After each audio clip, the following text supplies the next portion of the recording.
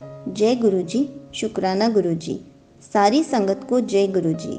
आज मैं आप सबको बताऊंगी कि गुरुजी हमेशा बोलते थे, पुत्र लालच मत किया कर। बहुत ही अच्छी इन्फॉर्मेशन दूंगी इस वीडियो में, इसलिए वीडियो को लाइक करके चैनल को सब्सक्राइब कर देना और कमेंट्स में जय गुरुजी लिखना मत भूलना।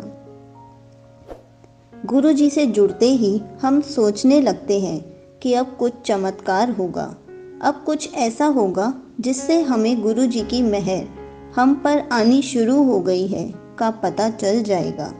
जिस दिन हम गुरुजी के पास जाने के बारे में सोचने लगे, गुरुजी की मेहर तो तब से ही शुरू हो चुकी होती है, तभी आप उनके पास पहुंच पाते हो, वरना तीनों लोकों के स्वामी के पास हम सशरीर पहुंच सके ऐसे कर्म हमारे कहाँ। जिनके सत्संग में आने के लिए ऋषि मुनि भी तरसते रहते हैं, वहाँ हम यूं जाकर बैठते हैं जैसे किसी की पिकनिक में आए हों। हम जाते हैं, बैठते हैं, लंगर खाकर आ जाते हैं। इन सब के बीच गुरुजी हमें अपने हिसाब से क्योर कर रहे होते हैं, पर हम जो अपनी तरफ से गुरुजी के पास लेकर जा सकते हैं वो है हमारी श्रद्धा, हमारा विश्वास और सबसे बढ़कर प्यार। वो प्यार जो जन्मों से हमें अपनी ओर खींच रहा है, हमारा वो प्यार जो अभी भी अपनी पूर्णता को नहीं पा सका। पर प्यार देने की जगह हम बस लेने की अपेक्षा रख कर ही वहाँ जाते हैं। अपेक्षा हमें कितने दुख देती है, ज़रा सुनिए। एक शख्स किसी नेक काम के लिए चंदा जमा कर रहा था। एक घर में गया, 500 रुपये मिले, खुशी खुशी दुआएं देकर निकला।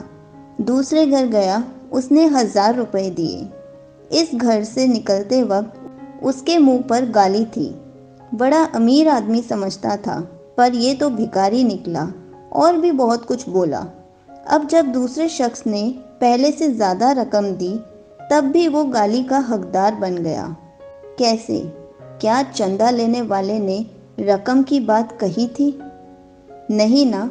फिर भी उसने अपनी खुशी से जो दिया वो उसका दान है, पर चंदा लेने वाले को जो दुख हुआ ये सिर्फ और सिर्फ उसकी अपेक्षा के कारण हुआ।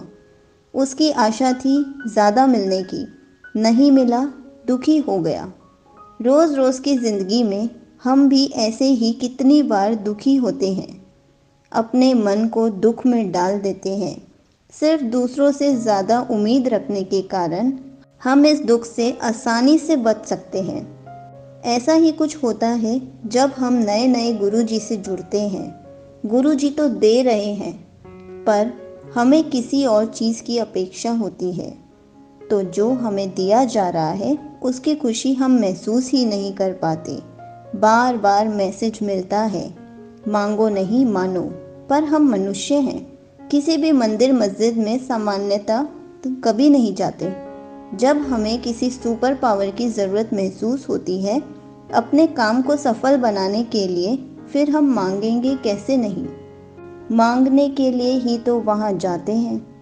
हम ज़रूर मांगें। यदि बच्चा अपने पिता से नहीं मांगेगा तो किससे मांगेगा? पर जैसे ही मांग पूरी नहीं होती, गुरुजी से विश्वास हटने लगता है। यदि पिता समझकर मांगने गए हैं तो ये भी समझ आना चाहिए कि पिता हमें वही देगा जिससे हमारा भला होगा।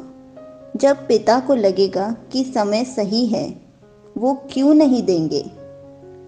हम अपने बच्चे के साथ भी ऐसे ही करते हैं। उनकी हर डिमांड टाइम आने पर ही पूरी करते हैं।